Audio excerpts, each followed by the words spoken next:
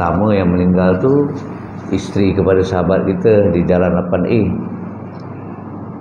baru melahirkan anak yang ke-6, lebih kurang 3 bulan selepas bersalin meninggal. Suaminya balik hari Jumaat, ingat isterinya tidur, lupa dah meninggal. Yang kedua, itu dekatlah dengan saya, besan saya, orang Kedah, tapi memang hajat dia pesan kalau dia dah sakit, mungkin dah ada tanda-tanda nak meninggal tu, dia nak dibawa ke sini.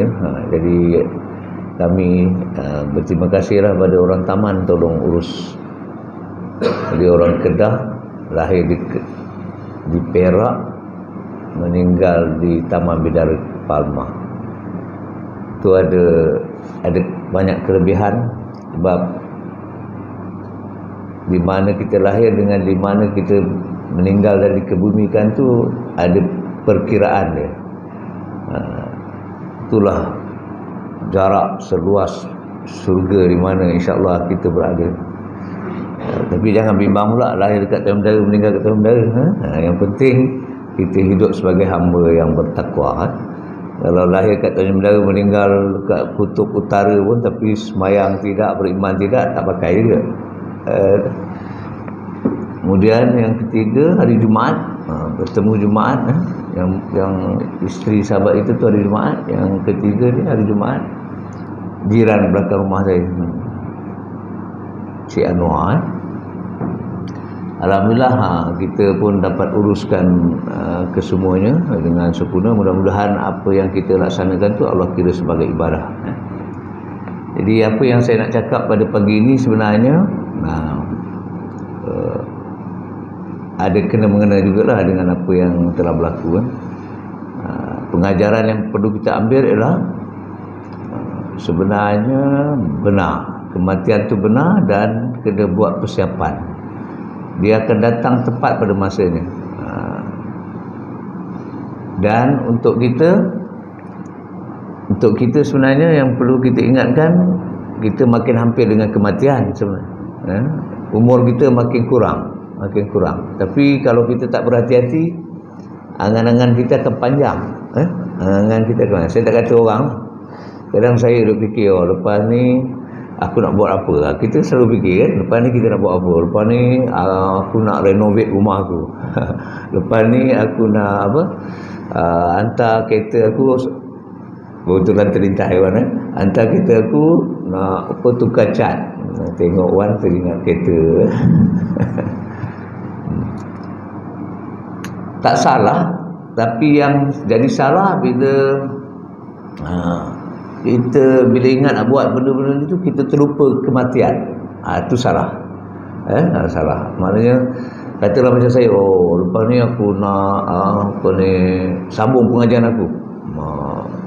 Nak siapkan PhD saya yang tak siap tu. Tak salah. Tapi jangan lupa tentang kematian. Sebab bila kita lupa kematian, nanti dia jadi panjang angan-angan. Panjang angan-angan ni sebenarnya salah satu sifat keji. Panjang angan yang dimaksudkan bila panjang angan tu tak ingat akhirat. Tapi kalau aku lepas ni nak sambung PhD, lepas aku ada PhD ni aku nak teruskan khidmat aku untuk bantu masyarakat. Lepas tu bukan dekat taman ni saja aku nak pergi. Tapi kadang-kadang dia terselit juga, Pak Din. Banyak duit aku boleh dapat tu. Itu dia kacau tak kan? Jadi macam saya lah, banyak benda nak buat. Tapi yang selalu kena ingatkan, ada nilai tak benda ni dekat akhirat? Itu dia. Pertama tadi ingat, nak buat apa pun tak apa, tapi ingat aku ni nak mati ni. Bila aku ni nak mati ni, apa yang kita buat tu ada nilai tak di akhirat? Itu yang penting.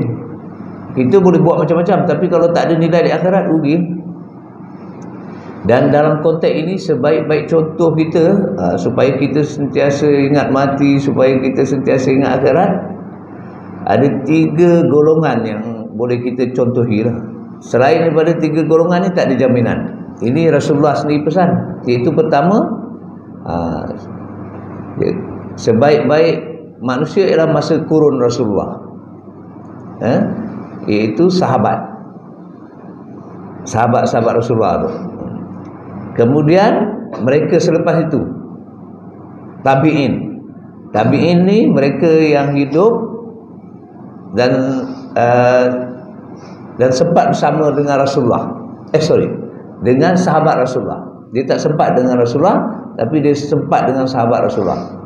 Dan siapa lagi yang lebih baik banding dengan kita? Golongan ketiga ialah mereka yang tak sempat hidup dengan sahabat, tapi sempat hidup dengan tabi'in. Dia panggil tabi'in. Ini dia 300 tahun, 3 kurun. Mereka ni lah sebaik-baik contoh. Dan memang benar, kalau kita membaca atau dengar kuliah, selepas daripada 300 tahun ni, 3 kurun ni, banyak masalah. Walaupun dalam kalangan, dalam kalangan orang yang berilmu. Orang yang berilmu selepas 300 kurun ni banyak masalah. Kita tak kata orang lah, kita kata kita sebenarnya. Misalnya, orang berilmu kalau sekarang ni semua fikir kadang-kadang, lepas ni nak dapat title apa? Lepas dah dapat title doctorate tu, dah pakai kat pangkal nama DR, nak pakai pula Profesor Madya. Lepas Profesor Madya nak pakai pula Profesor. Lepas Profesor nak pakai pula Profesor Emeritus. Lepas dah Profesor Emeritus nak pakai Profesor Diraja. Sedangkan sahabat tak ada title tu. Yang mereka risaukan title takwa je. Title takwa. Yang mereka risaukan title soleh. Soleh tak soleh.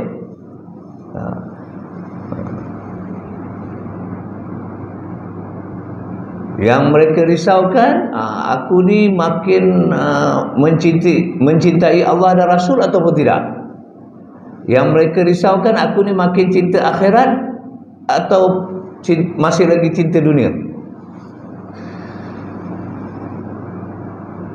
Jadi selepas mereka ni, selepas sahabat, selepas tabi'in, selepas tabi'in, memang bukan sebaik-baik contoh. Tadi saya kata orang ahli ilmu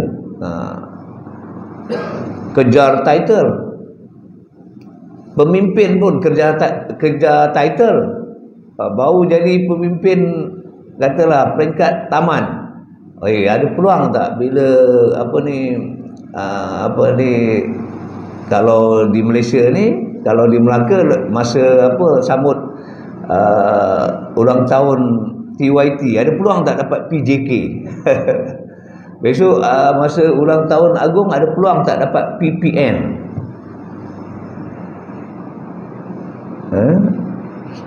Kebanyakannya akan fikir macam tu. Lepas ni boleh tak? Boleh. Dah dapat title Datuk kecil, lepas tu boleh dapat tak title Datuk tu? Pakai je tu boleh orang panggil Datuk. Lepas tu dah dapat Datuk, nak Datuk Seri pula. Dah dapat Datuk Seri, nak Datuk Seri Utama pula. Tak puas dengan negeri Melaka, tengok negeri sebelah, boleh tak puas dapat tak?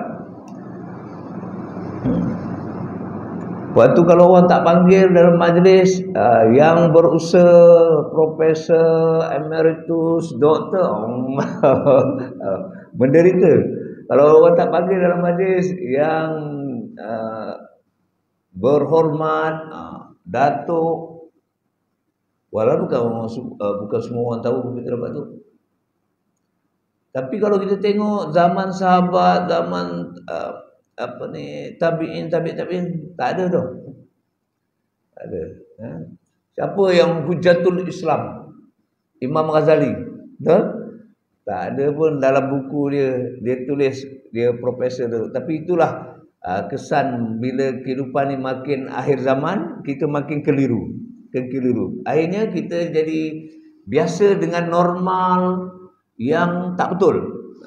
Itu yang bahaya tu. Kebimbangan yang paling besar ialah bila kita dah biasa dan boleh terima norma kehidupan yang sebenarnya tak betul. Norma kehidupan yang tak sebenarnya tak betul.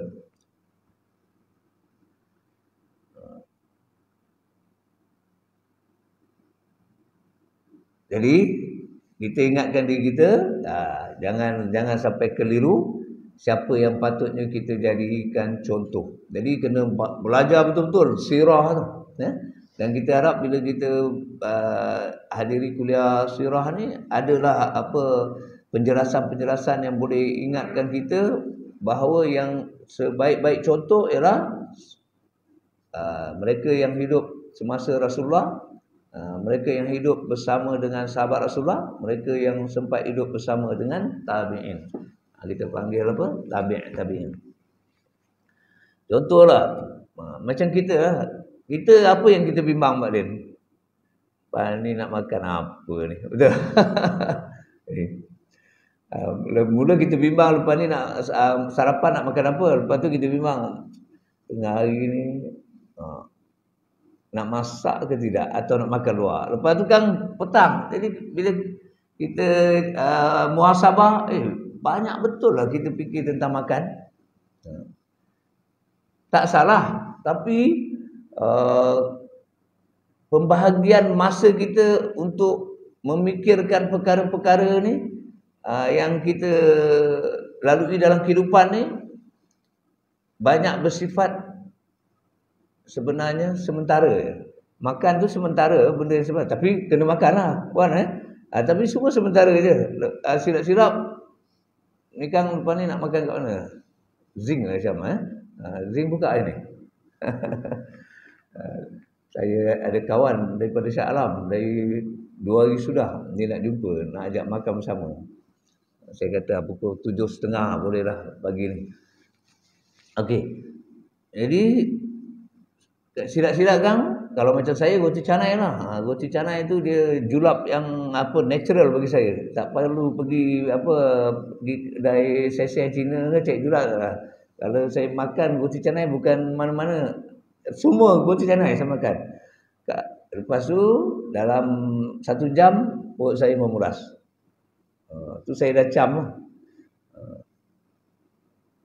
Sekejap je, sedap kat mana? Sedap kat lidah je. Sampai kat tekak dah tak sedap. Ada Pak Din makan sampai kat tekak sedap. Sampai dekat perut sedap. Itu dekat syurga je.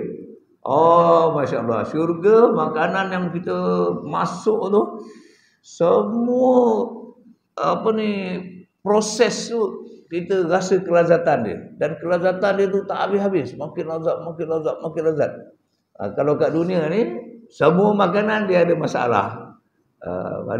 Kadang paling tidak pun bila makan, bila sedap makan banyak, lepas tu mengantuk. Betul? Macam Cik Zul dia dah adalah pengalaman. Semalam dia cerita makan durian 3 biji, tapi bukan besar tu, kecil. Lepas makan durian, makan apa? Sup. Lepas tu sup kambing. Kena terus serangan jantung. Dah berapa stem ada dalam ni? Dua stem itu maksimum jugalah serangan dia. Tapi paling tidak pun mengantuk lah lepas makan nasi lemak mengantuk. Tapi itu yang kita selalu risaukan. Kalau tak ada makan tu boleh bergaduh dalam kajian psikologi pun dia kata piramid keperluan hidup tu paling bawah sekali soal makan minum. Di antaranya lah soal tempat tinggal, soal pakaian. Dia panggil istilah dia fisiologi. Dia kata manusia ni kalau tak selesai soal makan minum, soal tempat tinggal, soal pakaian, kau tak usah cerita lah bab lain-lain. Memang betul ada kebenarannya, tapi yang saya nak sebut dia, ini tidak berlaku pada sahabat Rasulullah, ini tidak berlaku kepada tabi'in, ini tidak berlaku pada tabi'in. Ini hanya berlaku pada akhir-akhir zaman. Termasuk zaman kita. Bila tak selesai soal makan, katalah saya jemput kenduri lepas ni. Okey, semua jemaah jemput datang ke rumah saya, ada buat kenduri. Abang Rusli, sampai-sampai lepas habis tahlil, saya kata, terima kasihlah kerana hadir. Semua tunggu. Balik kita. Silap-silap Abang Rusli tanya sebelah Pak Din. Balik ke apa ke? Sekali saya terdengar. Saya tahu. Balik lah. Agaknya macam mana? Kita buat sekali kan? Istihar satu taman. Jemput. Suruh orang apa? Ada majlis taklim. Kalau Ustaz Azim kata beritahu ada kambing kan. Tapi jangan sembelih kambing tu tambat je. Tapi kita tak payah beritahu kata ada kambing. Kita jemput dia. Mindset setiap orang, bila ada tahlil, ada kenduri, apa betul? Ya, mesti ada makan, betul? Cuba kita challenge kali ni mindset. Ajak tahlil, ajak selawat kat rumah, lepas tu tak payah makan. Memang bersedialah untuk orang kata pelik betul ni. Tapi kalau orang tanya pada kita jawab sebenarnya aku nak membersihkan cara kita berfikir. Sebab itu cara berfikir akhir zaman ni. Orang putih yang pakar-pakar ni dia buat satu tu. Hierarki keperluan Maslow dia panggil. Bawah tu. Saya belajar lah benda tu. Tapi saya fikir, dulu sahabat Rasulullah tak macam tu. Tengok masa perang Khandak. Sahabat Rasulullah tak makan berhari-hari, betul tak? Tapi dia buat kerja tak, Mam? Buat kerja, cangkul, nak buat parit tu. Khandak tu parit. Jumpa batu besar. Sahabat semua tak boleh nak pecahkan. Rasulullah pecahkan. Kan? 3 kali pakai beliung. Dan setiap kali itu Rasulullah, Allah zahirkan kepada Rasulullah apa akan berlaku. Apa berlaku. Termasuklah masa itulah Rasulullah kata Rom dan Farsi ini akan ditawan oleh Islam. Satu. Itu salah satu khabar gembira. Yang lagi 2 tu saya tak ingat. Itu yang sahabat dengar. Oh, masing-masing nak menzahirkan apa yang Rasulullah kata. Bila Farsi nak jatuh, bila Rom nak jatuh. Akhirnya jatuh kan. Makan, tak ada makan. Kan kita selalu ingat apa peristiwa tu, di mana seorang sahabat Rasulullah balik rumah, dia cakap pada isteri dia, Rasulullah dengan sahabat-sahabat dah berapa hari tak makan. Jadi kat rumah mereka ada seekor kambing, betul? Disembelih, lepas tu dia suruh isteri dia sediakan kari ke apa tak tahulah kan. Jadi dia panggil Rasulullah, jemput Rasulullah dan beberapa orang sahabat. Tapi Rasulullah suruh datang semua. Terkejut dia.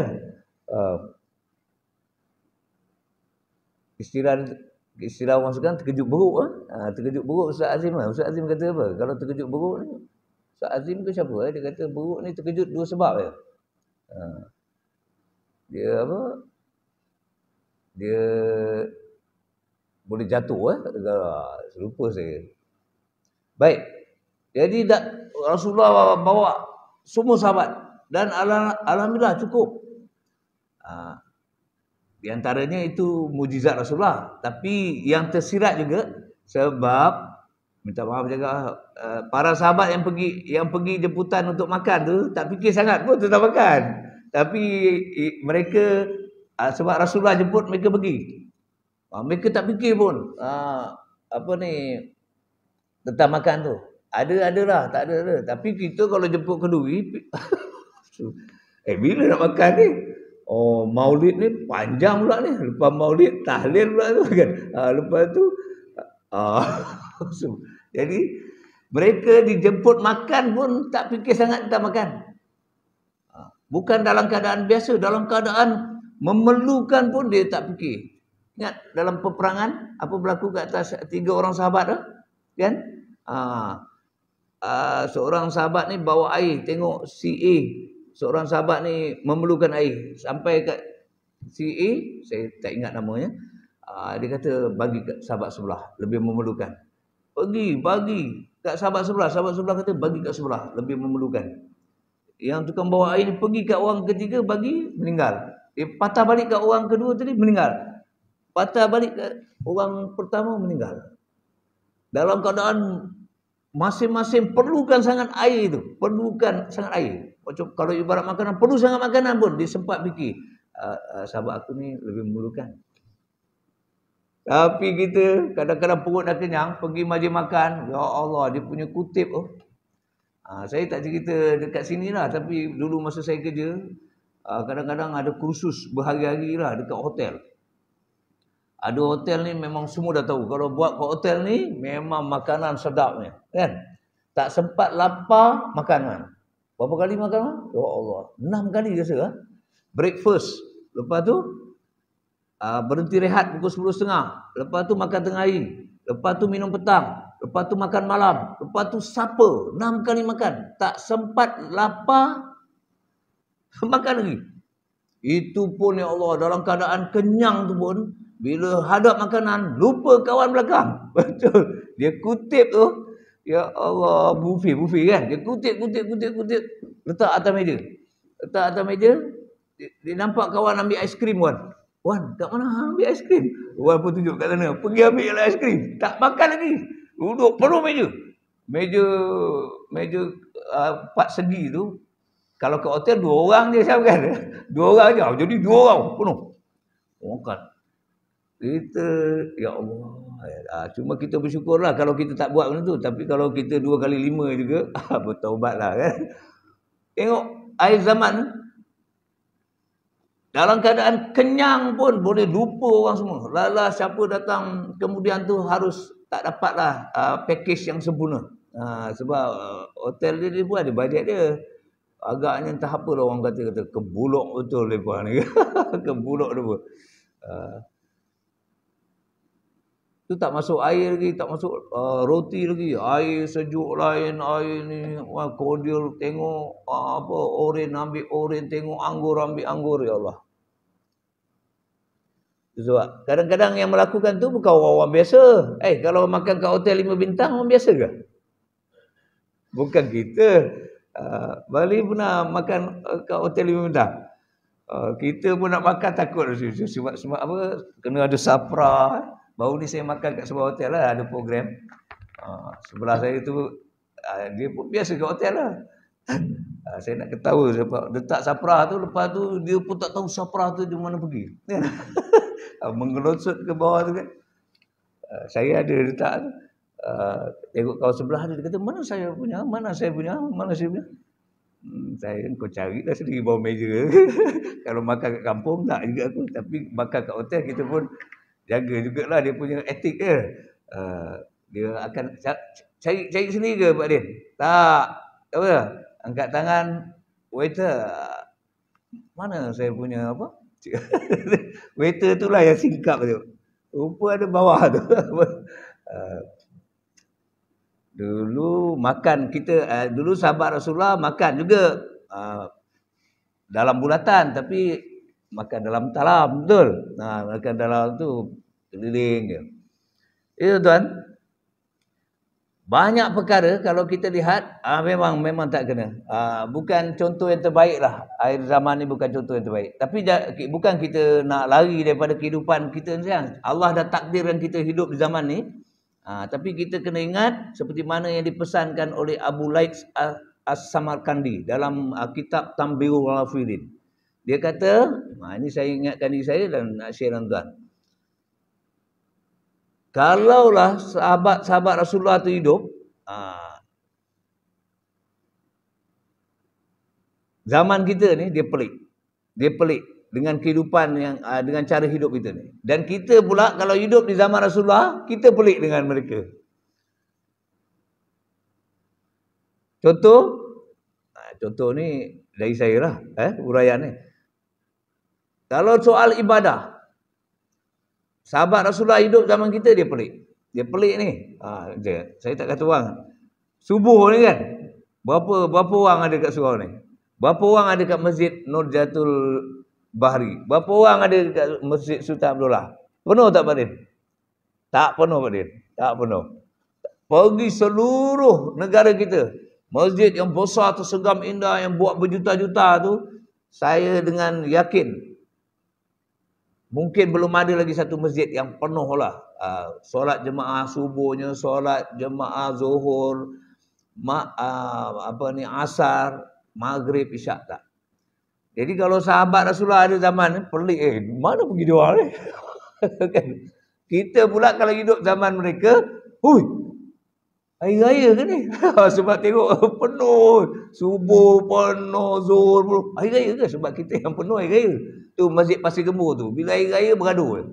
Bila kita nak besarkan masjid ni? Bila nak besarkan masjid ni? Kalau saya lah jadi pengurusi, tak payah besarkan. Sebab hari raya je yang penuh. Biarlah hari raya melempar sembahyang ke atas tanah lapang tu. Ada juga sunnah dia. Daripada abang sendiri, besarkan habis berjuta-juta, lebih baik simpan duit tu dalam satu tabung pendidikan dan kebajikan kampung. Jadi kalau ada anak orang kampung nak masuk universiti, pakai duit tu. Kerana ada nak kunduri kahwin pun pakai duit tu. Kalau ada kematian, pakai duit tu. Besarkan masjid berjuta-juta, orang sembahyang tak ada. Kan? Tapi akhir zaman kan masjid hebat-hebat kan. Dulu masjid penuh, tapi masjidnya ada aircon. Tak ada. Masjid kalau zaman Rasulullah lantai apa? Pasir je. Betul? Tu yang ada Arab Badui masuk dia kencing tu, kencing atas pasir lepas tu. Begitu? Kapet. Kalau adalah Arab Badui yang datang kencing, dah tak ada ilmu pula macam mana nak buat ni? Macam mana nak buat ni? Ya, kalau ada Arab Badui lah, kita ambil contoh Arab Badui kan. Kencing kat sini. Dah semua heboh satu taman. Macam mana nak buat tu? Alah dia koyak. Sebab ada masjid saya tengok pasal koyak tu. Ada itu kucing kencing. Tu tak ada ilmu lah tu macam mana nak cuci. Walau tak payah koyak. Tak payah koyak. Kalau ain tu ada, tonyo bagi serap ain tu kat luar tu. Tonyo. Tapi tonyo dengan kain yang bersih ya, suci. Sampai hilang ain tu. Kalau perlu pakai sabun sikit, tonyo. Dah cuci ain tu, habis semua tak ada ain, lepas tu ambil je air mutlak. Lepas tu pekap biar dia serap. Lepas tu buat sekali lagi. Tak payah digunting kapet tu. Itu sah jahil. Takut daripada imam sampai ke apa? Sampai ke semua AJK tak faham dari segi fiqah. Ni masjid seluar-luas ya. Kencing kat sini ni. Kencing tu pula najis, bukan najis bukan najis apa? Mutawasitah. Najis apa? Muaffafah. Yang pertengahan kan? Terbalik saya yang pertengahan tu mutawasitah. Muaffafah tu najis ringan. Tak payah nak alih air satu masjid tu. Masjid luas pula tu, berapa radius tu. Tu. Buat apa tu? Ni ada budak ni umur 3 tahun, lelaki kencing tu. Sama je, buang air sampai hilang air, lepas tu juga saya pekap. Dia ada kaedah tu telah dibahaskan oleh apa? Ulama. Dia menyerap tu dikira sebagai macam mengalir. Tapi biar menyerap, lepas tu lipat. Jangan tonyo lagi kain dah. Bukan saja kat masjid, dekat rumah pun kena aktif. Kalau pakai mop, budak kencing kita pun mula kencing tu setompok najis, lepas tu satu rumah habis najis. Tak faham?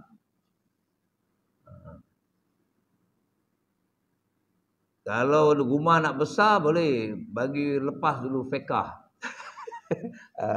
Bagi lepas dulu ilmu fiqah sebab takut nanti ada kencing kat atas tu dia pun nak mengalirkan air, dia habis tingkat 1 air turun sampai tingkat 2. Baik tuan-tuan. Jadi mereka ni memang sebaik-baik contoh. Sahabat Rasulullah, tabi'in, tabi'in. Kalau kita lihat selepas daripada itu memang ada masalah. Jadi tuan-tuan, mudah-mudahan kehidupan kita yang berbaki ni kita dapat urus dengan lebih baik, dan memang kita perlukan contoh. Kalau sahabat Rasulullah dia nampak terus Rasulullah, betul kalau tabi'in dia nampak terus sahabat. Kalau tabi'in dia nampak betul tabi'in.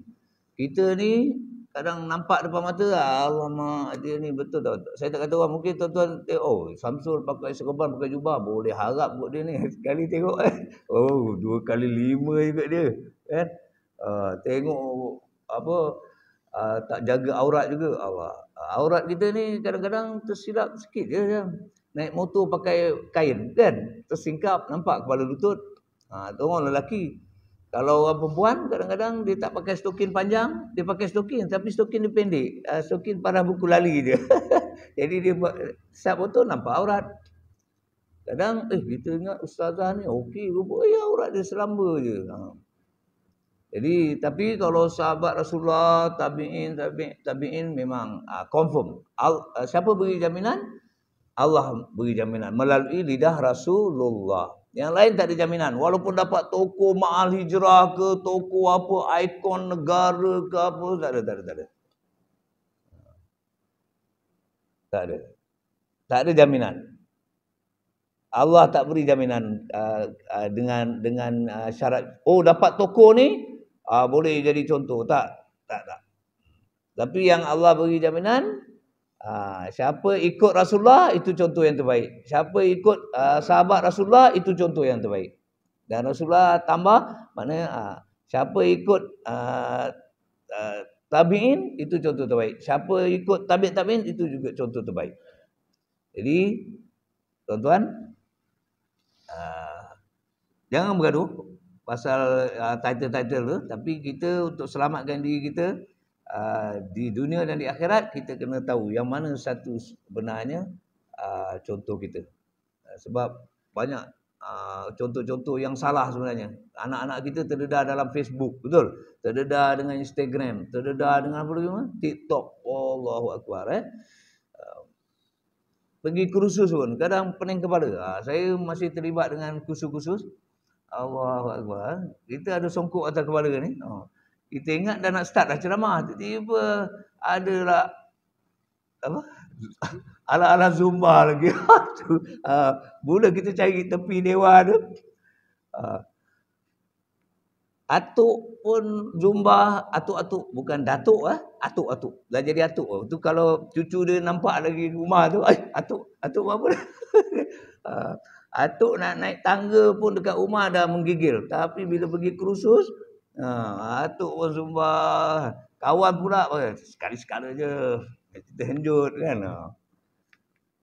Kita takut apa Pak Din? Tengah meninggal. Tu yang kita takut tu. Saya yang paling takut, ya Allah. Kata terbuat silap, nasib baik tak meninggal. Sebab akhir kalam kita tu, kita nak jaga.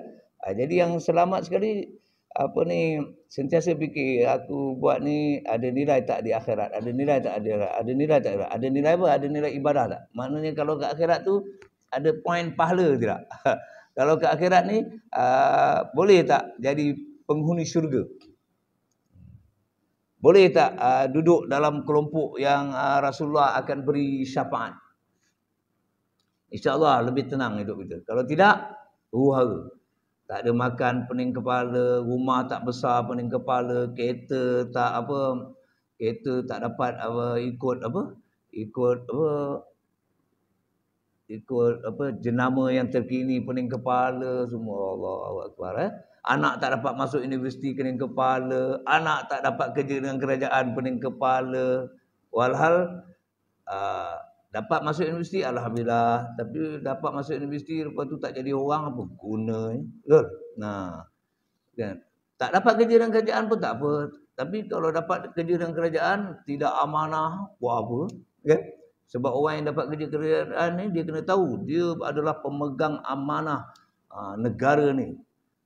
Yang paling utama, bukan orang politik. Orang politik dia 5 tahun bertukar tapi orang kerajaan berapa tahun dah Wan? Dah jaga bahagian perubatan tentera. Macam saya dulu jadi cikgu, berapa tahun dia cikgu? Orang politik dia tukar-tukar. Jadi kalau tanya saya yang paling utama kalau di negara kita ni orang yang dinamakan sebagai penjawat awam tu lah.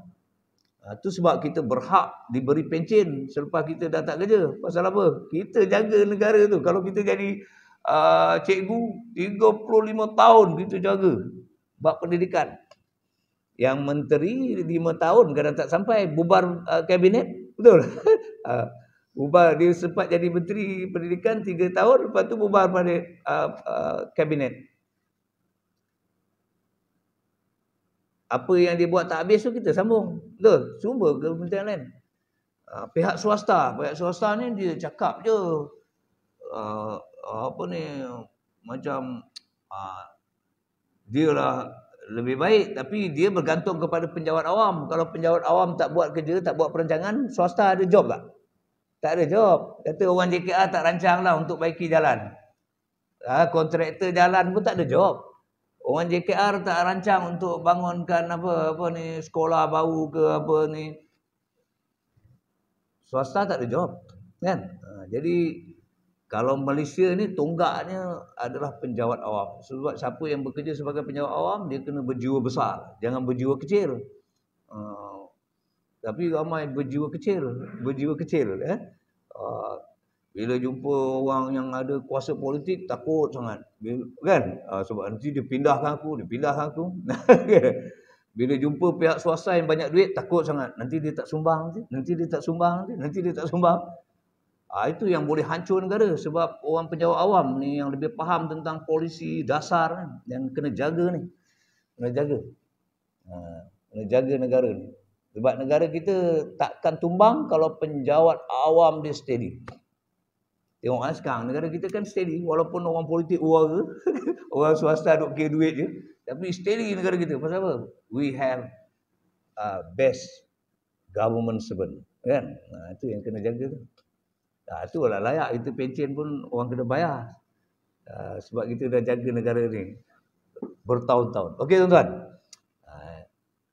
Ni sebagai selit-selit dia lah. Kadang apa ni nak kena cakap benda ni. Saya tahu saya punya ni dirakam dan nanti saya post dalam saya punya channel. Memang saya nak suruh satu negara yang nama penjawat awam ni berjiwa besar. Sebab kita macam dah tak boleh buat apa dengan politik ni. Dia huru-hara. Dia huru-hara. Jadi kita yang jadi penjawat awam ni kena steady. Steady. Okay. InsyaAllah tuan-tuan, moga-moga bangsa kita ni terus jadi bangsa yang mulia. Negara kita juga jadi negara yang aman, damai. Jadi contoh di mata dunia. InsyaAllah. Itu keyakinan kita semualah. Malaysia ni contoh di mata dunia sebenarnya. Tapi siapa nak buat kerja? Kita lah, daripada grassroots. Okay, tuan-tuan, cukup pukul 7. Saya pun nak bersiap-siap pergi makan dekat The Zinc dengan kawan. Siapa belanja siapa tak tahu. Kita kena belanja kan, Mam? Kita tuan rumah tak? Sekian, maaf. Assalamualaikum warahmatullahi wabarakatuh.